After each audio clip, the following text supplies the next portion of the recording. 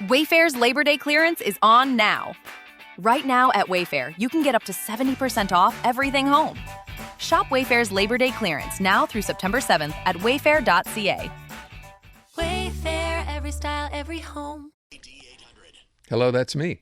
Welcome back. In studio, joined by Raphaël Melançon today. He's in for Jim Meny for the next couple of days. Raph, thanks for coming by. Thank you very much. Good afternoon, everybody. Nice to see you. So we got a couple of things to talk about today. Might as well start with what happened yesterday. The announcement that Eric Ducharme is no longer the CEO of the SAAQ, which means he has now become the third person basically in 3 years to get axed. First the minister, and then the person before him, and now again. And so when I was doing the story yesterday, I was joking, saying, and my understanding was before they told us that the new CEO, would be the Canadiens coach Marty St. Louis, but it turns out that's not right. Who is this person taking over? So this new person taking over, at least for the interim for now, is Annie Lafont. So she comes from the private sector. She has been working as the VP of Marketing and Online Sales for Beneva, the insurance company. The insurance company, okay. Yes. Before joining the SAAQ as VP of Insured Services about 4 months ago only. So she's fairly new to the organization. Aaron, I think there's a reason why she was chosen. It's because her marketing background will certainly help in times of crisis management like this one here. So but you said she was in digital services, right? That's like a bonus. Marketing and digital services. Okay. Yes. So she has knowledge of this. She's worked also at CA Quebec prior to being with Beneva and the predecessor of Beneva, because it's been merged with La Capitale Assurance to become Beneva. But she's been in the private sector for a long time. So let's hope she will bring some of that private sector culture into the SAAQ and hopefully improve the efficiency of the organization, because right now it's going nowhere. Yeah. Now, I know Geneviève Guilbeault called the press conference yesterday where she introduced Annie Lafont, and I think today, from what I heard, the government actually came out, the CAQ said they're not done necessarily cleaning house here. What does that mean? Exactly. So basically, what Geneviève Guilbeault told us is that there will be more action taken pretty soon. And as she acknowledged, Quebecers are very angry right now to discover what's happening with the Galland inquiry. They want heads to roll. Yeah. So, of course, I think here also the transport minister is also trying to protect herself by firing scapegoats. She knows she could be affected too. Who knows? Eventually, there will be a cabinet shuffle. François Legault promised a cabinet shuffle pretty soon, so she might be also affected by this. Let's not forget also François Bonnardel, her predecessor as transport minister, who knew as soon as 2021 that there were going to be major delays in the SACLIC project. He did not think it was a good idea to inquire about the cost, because whenever there's a public project that's delayed, usually it comes with major costs also that are involved here. But apparently he didn't know about it. But I mean, I think he and his office should have asked questions about this. As minister, you're ultimately the one who's responsible for all the agencies and departments within your ministry, and I believe that, who knows, we'll see in a few weeks from now with François Legault's cabinet shuffle. But these could be affected. Of course. Cabinet shuffle aside, there's been a lot of talk, obviously, and we've talked about it here on the show as well. James Meny has talked about it. Are you one of those people who thinks that François Legault is not long for this job? I'm pretty sure that if in 6 months from now, the polls haven't changed for the CQ, it's going to be a similar scenario to what happened to Justin Trudeau at the beginning of the year. So internally right now, people are worried, but they haven't yet started to panic.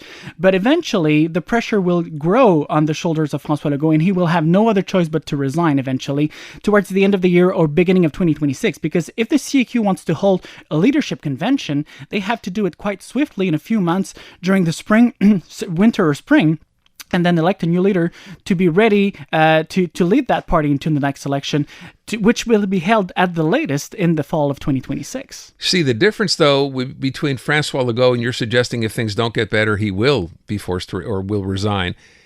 When Justin Trudeau resigned, he was part of the Liberal Party. This is François Legault's party. Absolutely. Right? It's his party.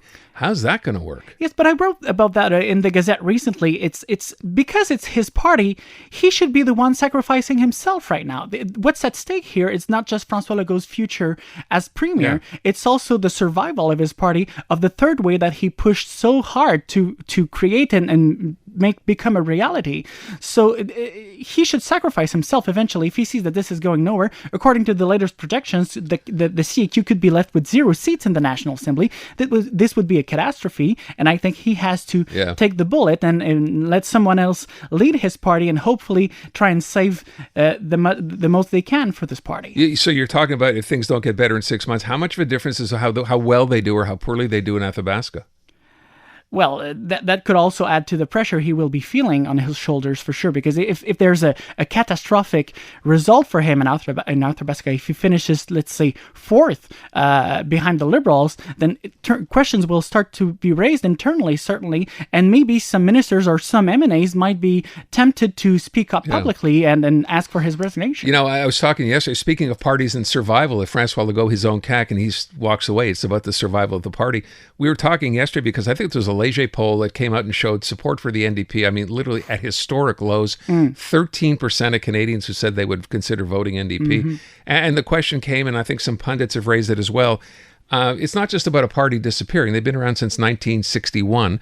It's about critically for a democracy, we need a third party. You agree with that? Absolutely. A third and fourth and fifth, actually. The more choices you have as a voter, the healthier is our democracy in the end. So, of course, losing the NDP, I mean, I'm not necessarily in line with the NDP's ideology, but I think they brought something on the table in the political landscape of this country. And they brought some great ideas. If you look just the dental care program we have now on the federal stage, we have to give them credit for that. They are the ones who pushed Justin Trudeau to implement it. So of course, maybe they've never been in power, but they have made significant changes. They have pushed for significant changes in Canadian politics in the past. When I asked this, when I brought it up on the show yesterday, I asked callers or listeners to kind of weigh in on what happened, what went wrong. One thing that comes up, of course, a lot, you mentioned, the dental care plan.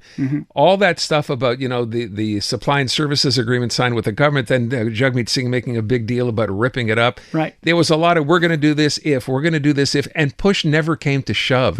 And I think maybe for a lot of Canadians, I don't know if you agree, by virtue of, Jagmeet Singh never actually doing that and threatening just only to bring down the government, but never moving forward, if that hurt the party. Yeah, and I think we also have here a good example not to follow for François Legault, because we have a leader who was way behind in the polls and still cling to his seat and to his function as leader of that party, leading that party into an election that has been catastrophic to them. They were never able to pick up any momentum in the last federal election, and I think there are lessons to be learned for François Legault, knowingly that he is pretty much in the same situation right now with the CAQ on the provincial stage. Speaking of federal politics, you want to mention as well, so Carney's regulatory review, we already know about, these suggested cuts to public spending, pretty big cuts too, 7%, 10%, right? That's a lot of money. 15% by 2028. Yeah, which I think a lot of Canadians will say, well, wait a sec, he promised he would, so we're not going to hold that against him.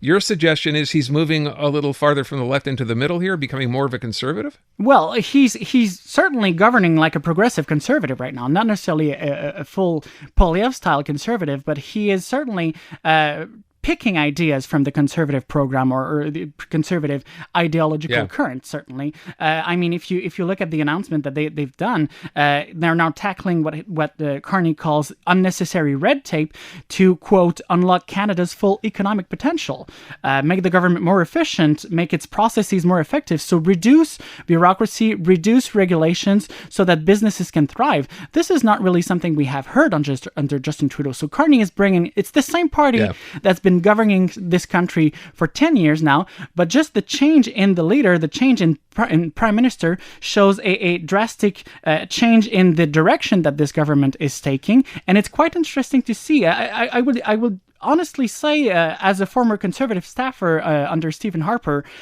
this is music to my ear, really, Aaron. I wonder too, though, people talk about, so we mentioned Carney and moving this way, very different from Justin Trudeau, which was spend. Here's a guy who wants to cut the public service. Then there's the issue of Pierre Poilievre, right? Who there's going to be a review there. He's running, of course, in that by-election in Alberta.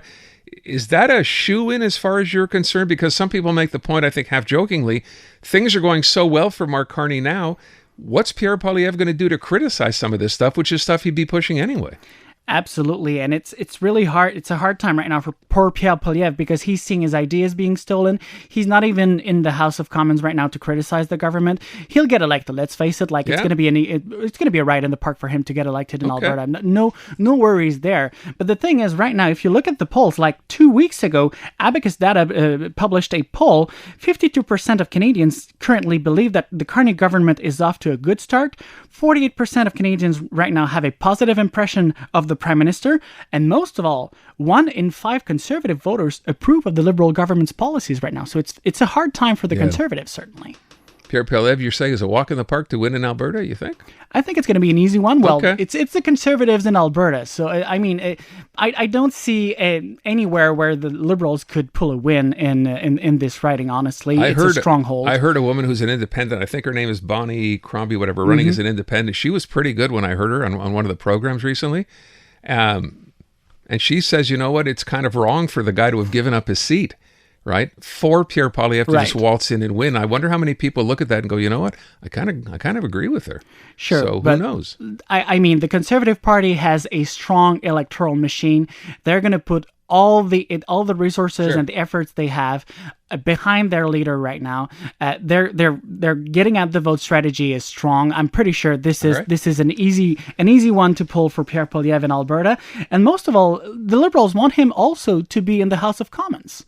That's certainly because right now he's a weak leader facing Mark Carney, because Carney is bringing 1 in 5 people voting for the Conservatives right now agree with the Liberal policies. So it's a big change also for the Liberals. They're going, as you mentioned, towards the center. They're going back to the values and the policies that have made the success of this party under the Chrétien and Martin eras. And so it's going to be a tough one for the Conservatives, which are stuck between basically the center right and maybe the idea of maybe going even further right. It's going to be interesting, which is something I think we're all looking forward to. Raphaël, thank you so much. Appreciate you coming in.